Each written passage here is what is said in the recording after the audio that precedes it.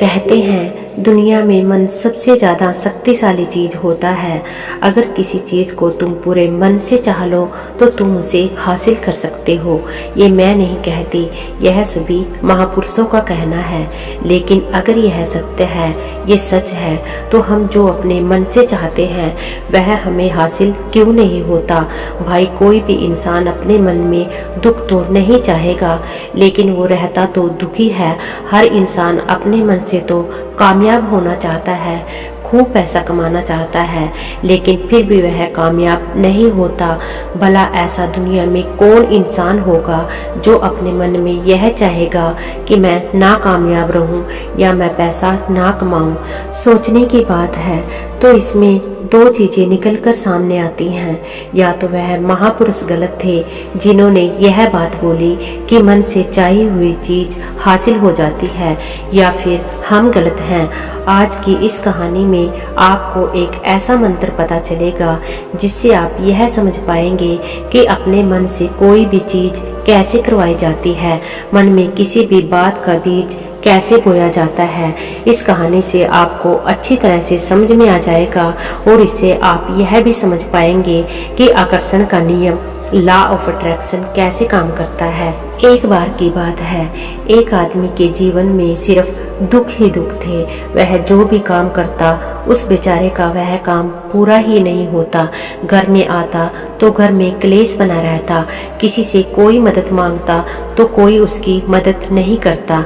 ऐसा लगता था कि चारों तरफ से उसके ऊपर दुखों का पहाड़ टूट पड़ा है। उसे समझ नहीं आ रहा था कि मैं इन दुखों से पार कैसे पाऊं। वह दिन रात यही सोचता रहता था कि अपने दुखों से छुटकारा कैसे पाना है। इसी कारण से वह रात में भी सो नहीं पाता था। उसकी आंखों के नीचे बड़े बड़े काले घेरे बन गए थे, जो इस बात का प्रतीक थे कि वह आदमी कितना दुखी है और कितना चिंतित है। कभी कभी तो उसके मन में आत्महत्या करने के भी ख्याल आते थे, लेकिन अपने परिवार की चिंता करके वह यह कदम नहीं उठा पाता। वह इतना दुखी हो गया कि उसने निर्णय लिया कि वह इन दुखों से छुटकारा पाकर ही रहेगा। इसके लिए चाहे उसे कितनी भी मेहनत करनी पड़े, कुछ भी करना पड़े, अंगारों पर चलना पड़े, लेकिन इन दुखों से छुटकारा हासिल करके रहेगा। ऐसे ही एक दिन उसने अपने मित्र से पूछा कि मैं अपने जीवन में कैसे सुधार करूं। उसके मित्र ने उसे बताया कि तुम किसी बाबा के पास जाओ। बाबाओं के पास ऐसा मंत्र होता है जिससे सारे दुख मिट जाते हैं, जीवन खुशियों से भर जाता है और धन संपदा भी हासिल होती है। तुम किसी ऐसे बाबा को ढूंढ लो, बस तुम्हारा काम बन जाएगा।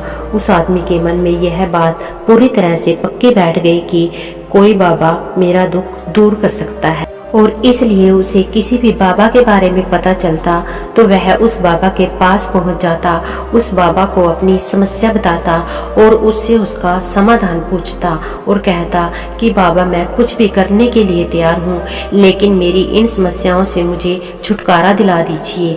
आप जो कहेंगे मैं वही करूँगा, लेकिन मेरे जीवन को सुधार दीजिए। बाबा उसे कुछ टोने टोटके बताते थे करने के लिए और बदले में दान दक्षिणा ले लेते थे कि यह टोना टोटका करने के बाद तुम्हारे घर में सुख शांति बनी रहेगी, बस इस टोटके को पूरी विधि के साथ करना।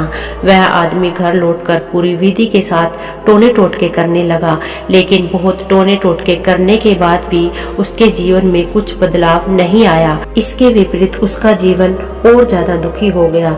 जो भी बाबा उसे टोना टोटका बताता था वह बदले में उससे दान दक्षिणा लेता था, जिससे उसका धन भी धीरे धीरे खत्म हो रहा था। इससे उसके जीवन में दुख और ज्यादा बढ़ गया। तब उसे लगा कि बाबाओं के पास जाने से तो मेरे जीवन में दुख कम होने की बजाय बढ़ते जा रहे हैं, तो मुझे क्या करना चाहिए? बाबाओं के पास जाऊं या ना जाऊं? फिर एक दिन एक आदमी ने उसे बताया कि तुम अपने घर में किसी पंडित को बुलाकर हवन करवा दो। हवन होगा, घर शुद्ध हो जाएगा, कोई भी बुरी ऊर्जा घर में होगी वह घर से बाहर निकल जाएगी। किसी पंडित को बुलाकर पूरे विधि विधान उसे मंत्र उच्चारण कराओ, हवन कराओ, जिससे घर में सुख शांति आए। उस आदमी के मन में यह बात बैठ गई और उसने एक पंडित को अपने घर पर बुलाकर हवन करवा दिया। हवन अच्छी तरह से संपन्न हुआ। बदले में पंडित ने भी अच्छी दान दक्षिणा ली और उसके बाद वह वहां से विदा हो गया। लेकिन कुछ दिनों के बाद उस आदमी को महसूस हुआ कि उसके जीवन में अभी भी कोई बदलाव नहीं आया है। अब वह आदमी पूरी तरह से दुखी हो गया और ज्यादा परेशान हो गया। अब तो उसे लगने लगा था कि मेरे जीवन में से दुख कभी खत्म ही नहीं होंगे, और यही सोच सोच कर उस आदमी का बुरा हाल हो गया था। फिर एक दिन उसे अपने मित्र से एक ऐसे बाबा के बारे में पता चला जो समाधान बताने के लिए कोई दान दक्षिणा नहीं लेता था। उस आदमी को लगा कि यह बाबा दूसरे बाबाओं की तरह नहीं हो सकता है, क्योंकि यह तो दान दक्षिणा लेता ही नहीं, और अगर दान दक्षिणा नहीं लेता तो यह सच में कोई सिद्ध बाबा होगा। और यही सोचकर वह उस बाबा के पास पहुंच जाता है। जब वह आदमी वहां पर पहुंचता है तो वह बाबा ध्यान में बैठे हुए थे। यह देखकर वह आदमी वहीं पर चुपचाप बैठकर ध्यान से बाहर आने का इंतजार करने लगा।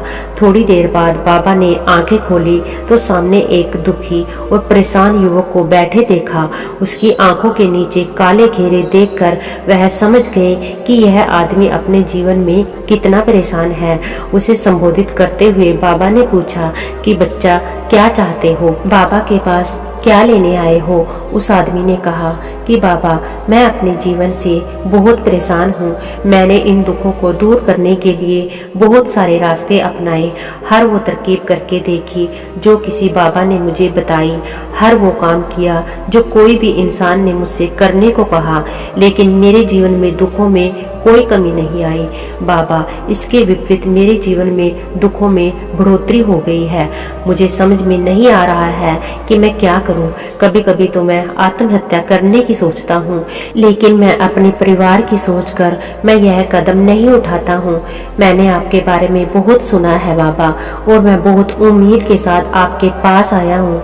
कृपया करके मुझे कोई ऐसा मार्ग बताएं जिससे मुझे अपने दुखों से छुटकारा मिल जाए। मैं अपने दुखों से छुटकारा पाने के लिए कुछ भी करने को तैयार हूँ। आप मुझे कोई भी रास्ता बताएं, चाहे वह रास्ता कितना भी कठिन क्यों ना हो, मैं उसको पार करके रहूंगा। बाबा ने महसूस किया कि आदमी तो सच में बहुत परेशान है। बाबा ने उसकी बात सुनकर कहा कि बच्चा, दुखों को दूर करने के लिए मंत्र ऐसे ही नहीं मिलते। मंत्र पाने के लिए कुछ करना पड़ता है। तुम कुछ कर सकते हो।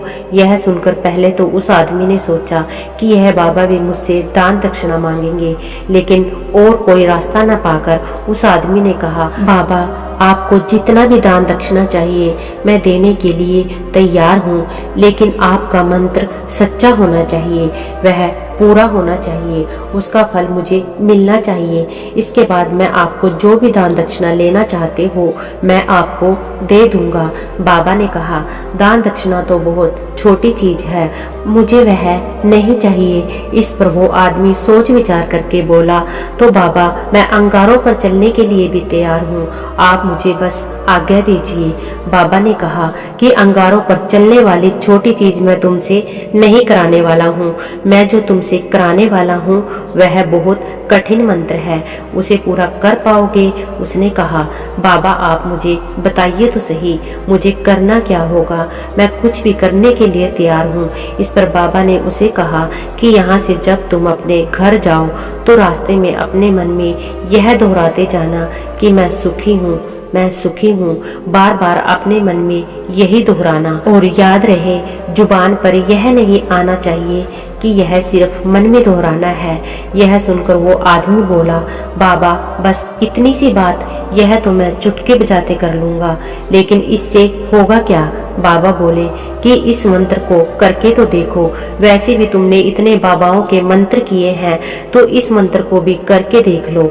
उस आदमी ने सोचा कि बाबा कुछ दान दक्षिणा तो ले नहीं रहे और छोटा सा मंत्र है, इसे तो मैं कर ही लूंगा। तो बोला, ठीक है बाबा, मैं यह मंत्र जरूर करूंगा। और वो आदमी यह कहकर वहां से चलने लगा।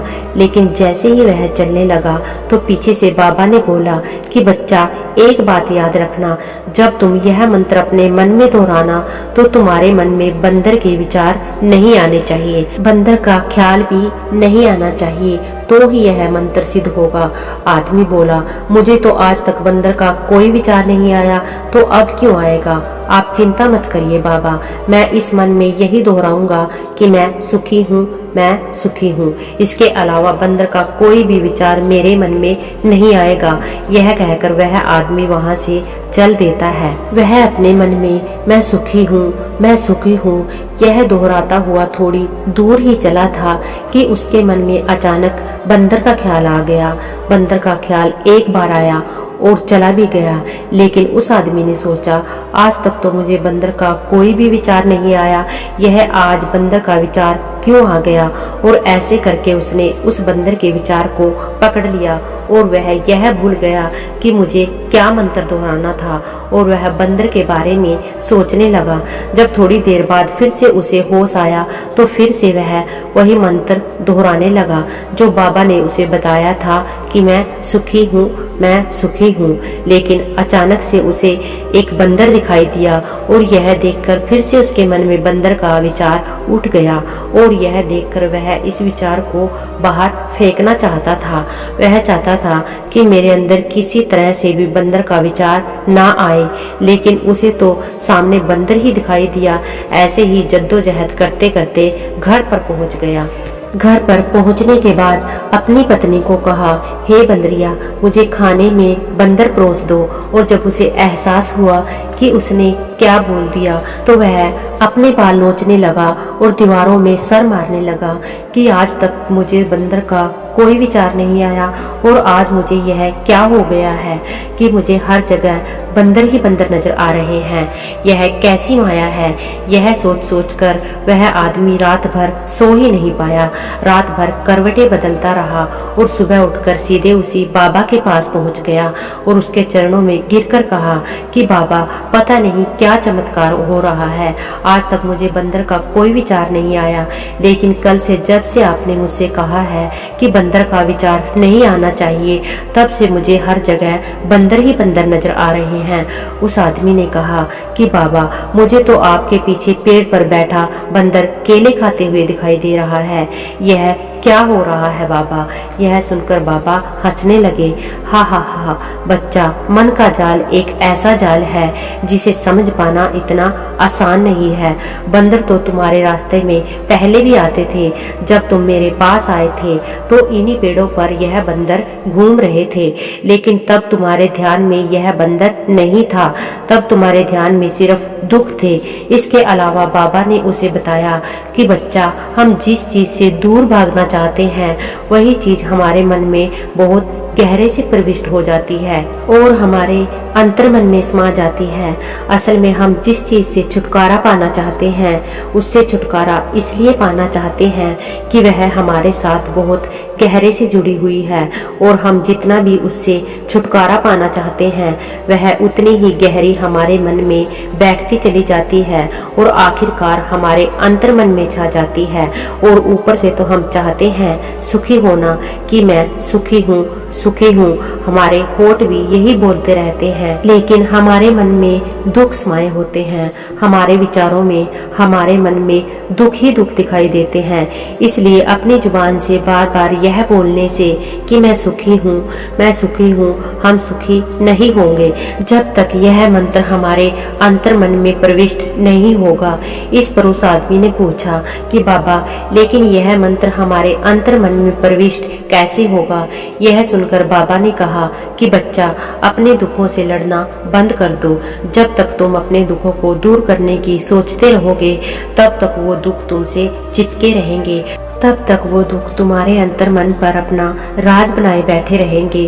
और जिस दिन तुम उन दुखों के बारे में सोचना ही छोड़ दोगे, उन दुखों से छुटकारा ही नहीं पाना चाहोगे, उस दिन से तुम्हारी जिंदगी से दुख गायब हो जाएंगे।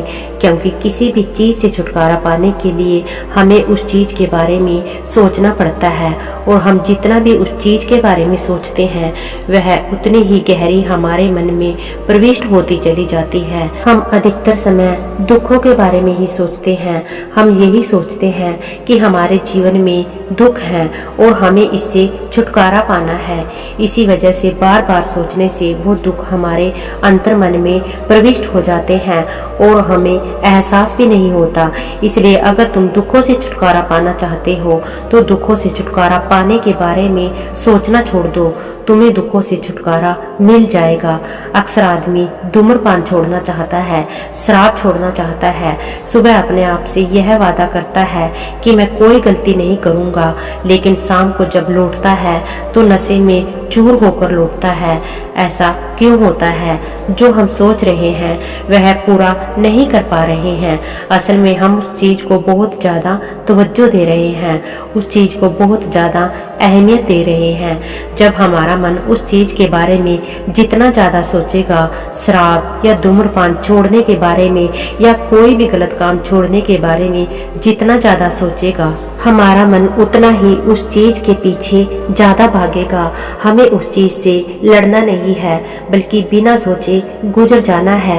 और अगर हम इस मंत्र को समझ लेते हैं तो हम अपने जीवन में जो भी पाना चाहते हैं उसे अपने अंतर मन में डाल सकते हैं। और एक बार वो लक्ष्य हमारे अंतर मन में बैठ जाता है तो फिर सफलता पाने में कोई समस्या नहीं आती, कोई दिक्कत नहीं आती।